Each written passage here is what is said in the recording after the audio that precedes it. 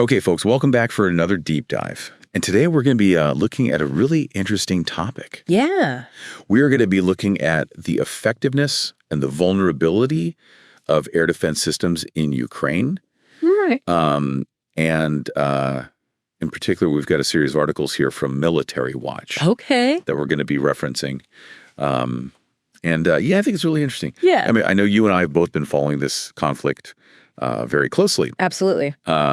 And I think air defense is something that we all sort of maybe have a vague idea of, like, oh, yeah, it's important. But I don't think most people really appreciate just how crucial it is in modern warfare. Yeah, well, you kind of hit the nail on the head there.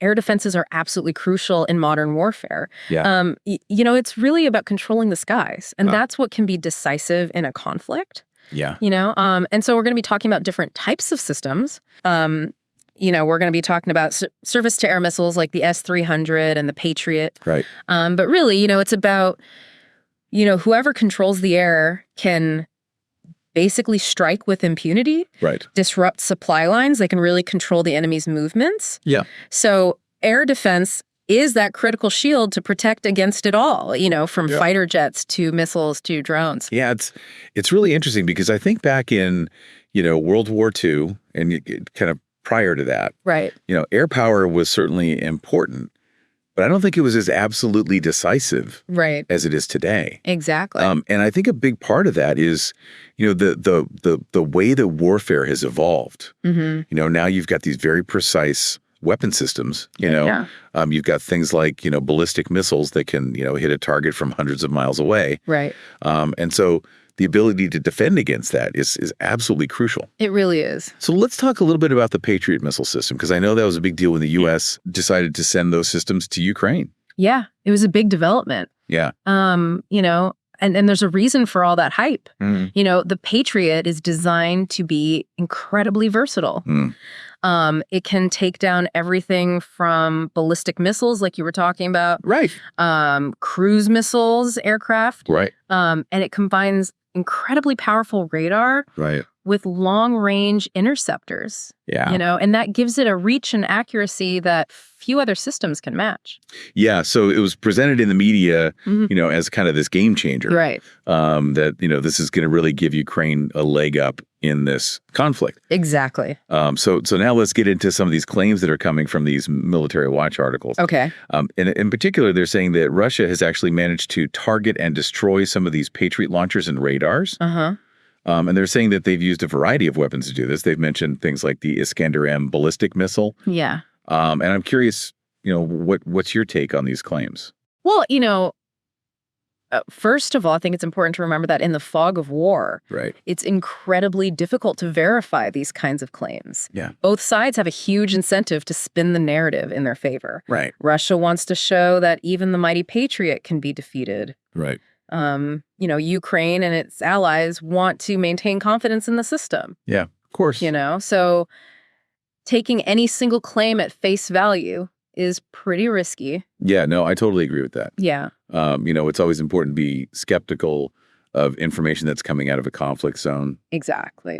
But, even if we take these claims with a grain of salt, I think it's still worth considering, what the implications would be if they were true. For sure. So let's do that. Let's play devil's advocate for a moment. Okay. And let's just say that some of these Russian claims are true. All right. What would that mean for Ukraine's defenses? Well, it would definitely raise some major concerns. If the Patriot is proving more vulnerable than expected, then it means Ukraine's ability to protect its city's infrastructure troops is taking a hit. Right. But I think more broadly, it means that Russia might be developing tactics that can counter even the most advanced Western technology. And that has implications far beyond Ukraine. Right. Yeah. I mean, that's the thing that I think is really scary about this whole situation is that, we're seeing this kind of proxy war playing out between, Russia and NATO. Yeah. And it's really a testing ground for all these new technologies and new tactics. Yeah. It's almost like a high stakes arms race. Yeah.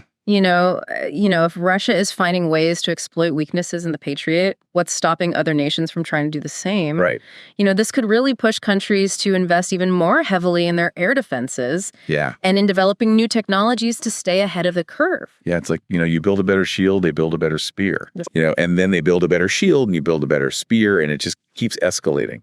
Yeah. We're seeing more investment in directed energy weapons, for example. Right. Which use highly focused energy beams to disable or destroy targets. Yeah, that sounds very sci-fi. It does, but it's becoming a reality. Right. And then, there's a lot of talk about swarm tactics as well. Right. Using large numbers of small, cheap drones to overwhelm air defenses. Yeah, I've seen some videos of that. It's pretty terrifying. It is. It's like a cloud of these things descending on a radar. Yeah.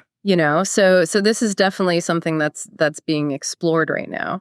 So it sounds like air defense is becoming increasingly important. Absolutely. But it's also becoming increasingly challenging. Right. As these new technologies and new tactics emerge. Yeah. It's really a cat and mouse game. Yeah. Between the offense and the defense. Yeah. And it seems like, there's no easy answers. Right. And that, this is something that's going to continue to evolve. Yeah, for sure. And, I guess the big question is, what's the impact of all this? Mm-hmm. Military Watch also mentions that, European arsenals are being depleted. Right. As they're sending more and more weapons to Ukraine. That's true. So what do you think the broader geopolitical implications of all this are? It's definitely putting a strain on European defense industries. Sure. They're sending a lot of equipment, not just air defense systems, but artillery ammunition. Right. The whole 9 yards. Yeah. And replenishing those stockpiles takes time, money, resources. Yeah. And so, this raises some uncomfortable questions for NATO members. Right. How long can they realistically keep up this level of support? Right. What happens if they start facing their own security challenges closer to home? Yeah. That's the big unknown. It is. Yeah. Is this sustainable in the long term? It's a very good question. Yeah. Yeah. No? Well, I think we've covered a lot of ground here today. And, I really appreciate your insights. It's been a pleasure. I think this is a topic that we're going to have to continue to follow very closely. Absolutely. Because it has such profound implications for the future of warfare. I agree. Yeah.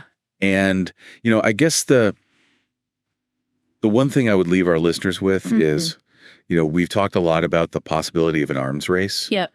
But is there another way? That's the question, isn't it? Yeah. Can we find a path where technology doesn't just escalate conflicts, but actually helps prevent them? Right. Is there a way to use these incredible advances that we're seeing for good rather than for, destruction? I'd like to think so. Yeah. Yeah. Well, I think that's a good place to leave it for today. Yeah, I think so. So until next time, thanks for joining us. Thanks for having me. For another deep dive. We'll see you next time. All right. Take care. Bye.